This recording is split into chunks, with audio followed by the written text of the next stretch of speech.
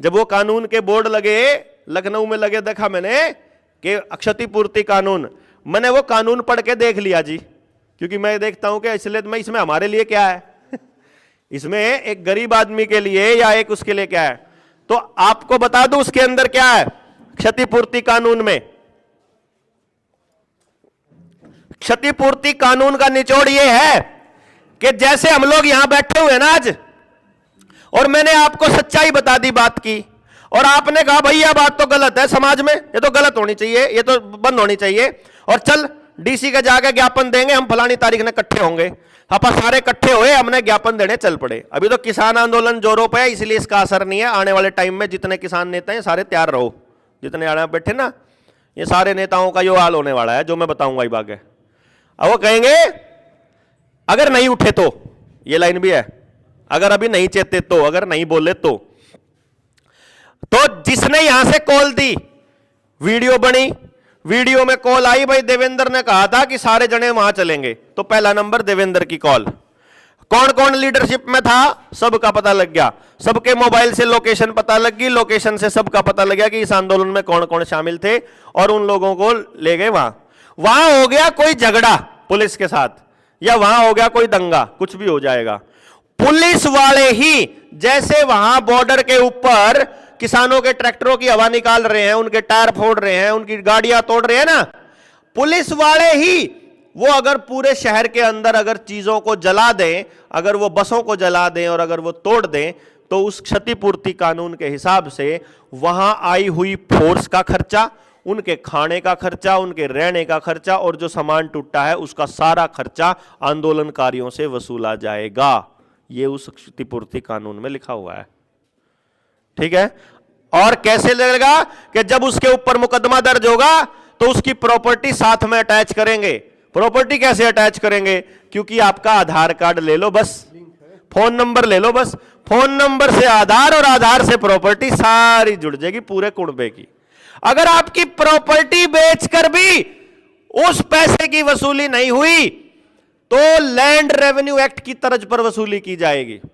Land revenue act में यह है कि सरकार का अगर पैसा देना है ना तो चाहे खाल बेच कर देना पड़ेगा, चाहे आदमी को सारी उम्र गुलामी करनी पड़ो, और अगर एक पीढ़ी की गुलामी से बात नहीं बनेगी तो अगली पीढ़ी गुलामी करके तारेगी, लेकिन पैसा पूरा तरवावेगी सरकार। जब तक ये पैसा नहीं उतर जाता तब तक यहां मजदूर बनकर रहना पड़ेगा, मजबूरी है।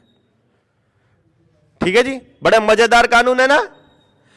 और इससे भी बढ़िया कानून इन्होंने कहा, लैला मजनुओं को ठिकाने लगाने के लिए एक स्क्वाड बनाया था प्रेमियों के लिए ना, याद है? एंटी रोमियो स्क्वाड बनाया, बड़े राजी हुए यूपी वाले। फिर दंगा रोकने वाले का स्क्वाड बनाया, बड़े राजी हुए, और उन्होंने सोचा कि योगी तो बहुत शानदार काम कर रहा है, एक और कानून बना दिया, यूपीएसएसएफ, स्पेशल सिक्योरिटी फोर्स बना दिए दंगाइयों से लड़ने के लिए। खुश हुए बड़े यूपी वाले। यूपी वालों ने पढ़ा ही नहीं कदे वो कानून, पढ़ा क्या?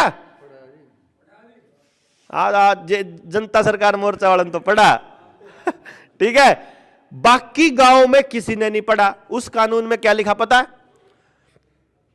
बिना आरोप के, ये तो सुना था कि पुलिस बिना वारंट के ले जाती है घर से, बिना आरोप के घर से उठा लेगी ये उस कानून में लिखा हुआ है। सिर्फ शक के आधार पर आपको घर से उठाया जा सकता है, यानी कि किसी को भी, क्यों जी? सिर्फ शक है, ना तो किसी ने शिकायत करी, ना उन्हें कोर्ट से वारंट लिया, ना कोई परमिशन ली अफसर की। एक पुलिस वाले को लगा जो यूपीएसएसएफ में है कि यो रगड़ना है तो रगड़ दिया, बात खत्म समझ गए जी? उसमें सिर्फ यह लाइन ही इतनी खतरनाक है, बिना आरोप के ही, केवल शक के आधार पर आपको घर से उठा लेंगे, उठा सकते हैं मतलब। दूसरी लाइन उसमें लिखी हुई है, आपको 6 महीने तक अगर कोर्ट में पेश ना करें तो भी कोर्ट आपको जमानत नहीं देगी। यानी कि अभी तो क्या 24 घंटे के अंदर जमानत पेश करना, सॉरी कोर्ट में अगर चले जाओ, अगले दिन कोर्ट में अगर कराए तो यूपीएसएसएफ का पेश किए हुए बंदे को कोर्ट 6 महीने तक जमानत नहीं दे सकती। ये उसमें लिखा हुआ है, अगर वो अधिकारी चाहे तो। अधिकारी चाहे तो आपको जमानत नहीं मिलेगी। इससे कमाल की बात भाई उन्हें कही है रहे पहलवान जी, दूसरी गाड़ में भेज दे उन्हें। एक और कमाल की बात इसके बाद, सचिन बोलिए।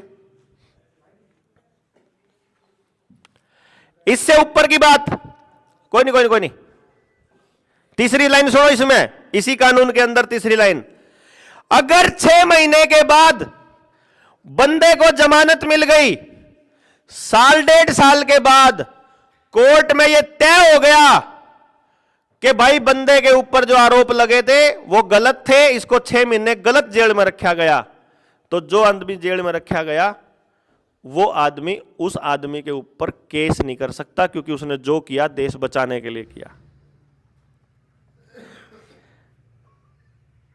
ठीक है जी, मजेदार है ना?